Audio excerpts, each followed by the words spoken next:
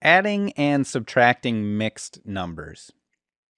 Now, at first this may seem a little complicated, but we're gonna introduce 4 simple rules that we're gonna follow that'll help us solve these problems. So rule number one is to rewrite the fractions using the least common denominator. So rewrite using the least common denominator. And this, another way of saying this is the least, well, it's the least common denominator, but it's also known as the least common multiple of the denominators. So of the denominators. Okay, that's another way of saying it. And then step 2. Step 2 is to add or subtract the fractions. So we add or subtract the fractions.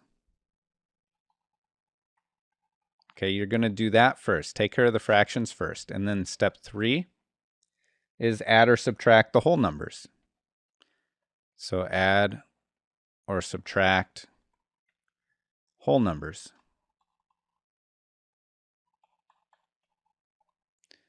And then step 4.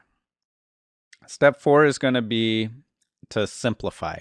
So after step 3, you should have an answer. And then step 4, you're going to see if you can simplify. So simplify when possible. Simplify when possible. And you can write down these steps if you need to refer to them at first. So we're going to rewrite using least common denominator, otherwise known as the least common multiple of the denominator. And then step 2, add or subtract fractions. Step 3, add or subtract the whole numbers. And then simplify. Okay, so let's look at a problem so we can see these steps in action. Let's look at 2 1/3 plus 4 1/3. Okay, step 1, rewrite using least common denominator. Well, if we look at this problem, both fractions, or the fraction parts of the mixed number have the same denominator already. So we can go ahead and skip step 1. There's nothing we need to change here. Step 2, we're going to add or subtract the fractions. Well, that's easy enough. 1/3 plus 1/3 is 2/3. And then we're going to add or subtract the whole numbers. So we're going to add 2 and 4. So 2 plus 4 is 6. And then step 4 is simplify when possible. Well, this is already simplified. We can't simplify the 2/3 any, so we're done. Okay, that's an easy example. Now let's see one that may be slightly harder. Actually, let's do one more easy one, and then we'll do one that's a little bit harder. We'll do 1 4/9 plus 3 1/9. Okay, so the first step is to rewrite using least common denominator. Well, that one's done for us again.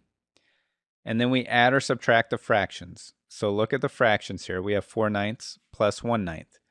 Well, 4 plus 1 is 5, so we have 5/9.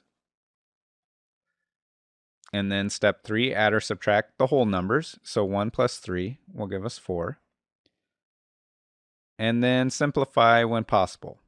Okay, well, we can't simplify. 5/9 is already simplified.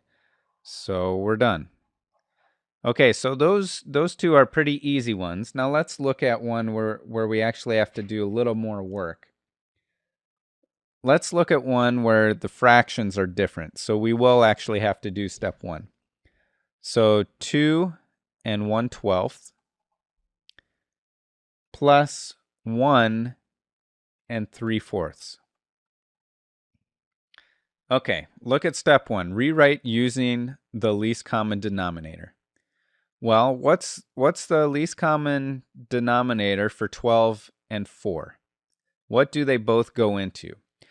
Well, a 12 goes into a 12, and a 4 also goes into a 12. So we can rewrite just the second one so that it has a 12 on the bottom. And how do we do that? Well, 4 goes into 12 3 times. So we can multiply the 4 by 3 and do the same thing to the top. And you'll get 9 over 12. Okay? And then you have that 1 out front. So it's actually going to be 1 and 9/12.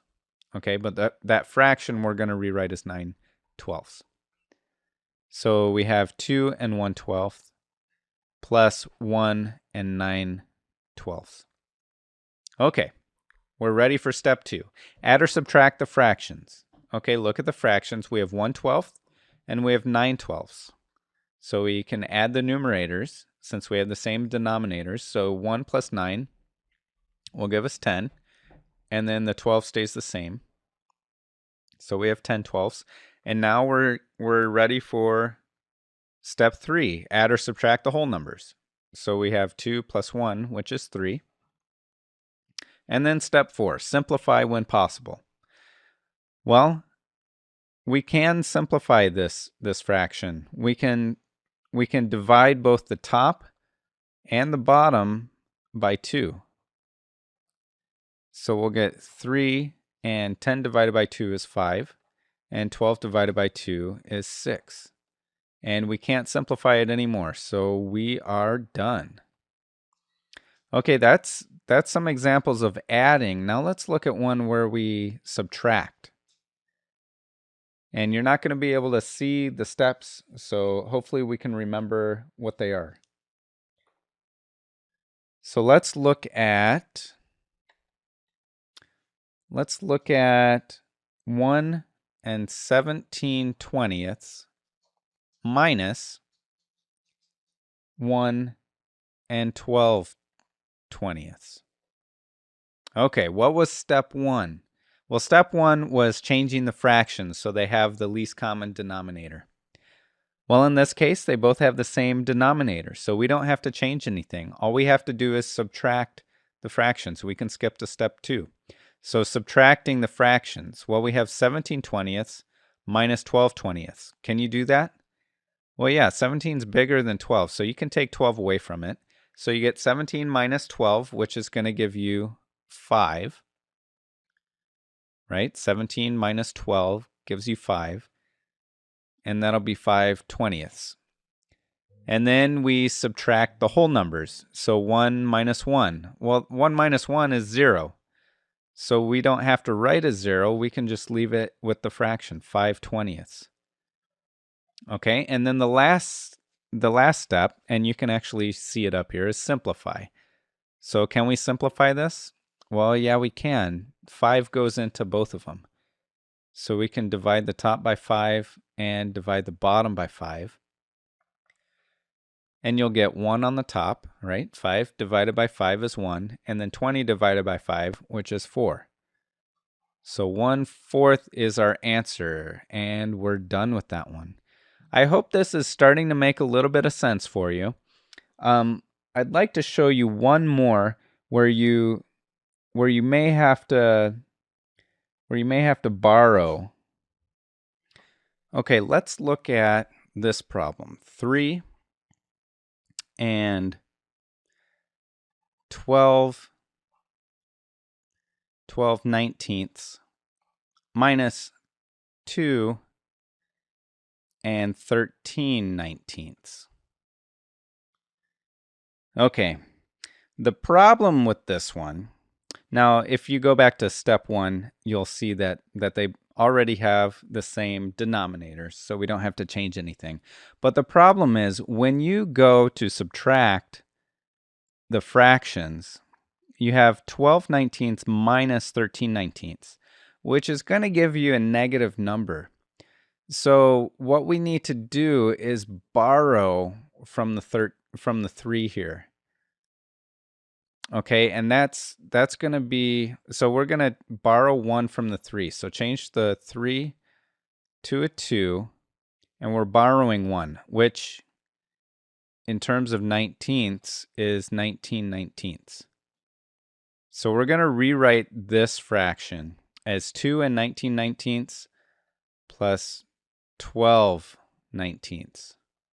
Okay, do you see that? This 2 and 19 19ths is actually the same thing as 3, and then we have our 12 19ths. And we can add those two fractions together to get 2 and 31 19ths.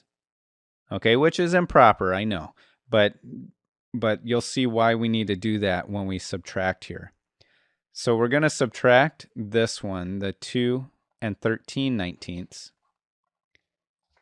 Okay, 31 minus 13, when you work that out, you'll get 18. So 31 minus 13 is 18. So you have 18 19ths, and then 2 minus 2 is 0. So we don't have to write the 0. So we're just left with 18 19ths. And that's why we needed to borrow. That may be a little confusing for you right now, and it may take a little bit of practice, but you should have a pretty good idea of what we're talking about when we're adding and subtracting mixed numbers.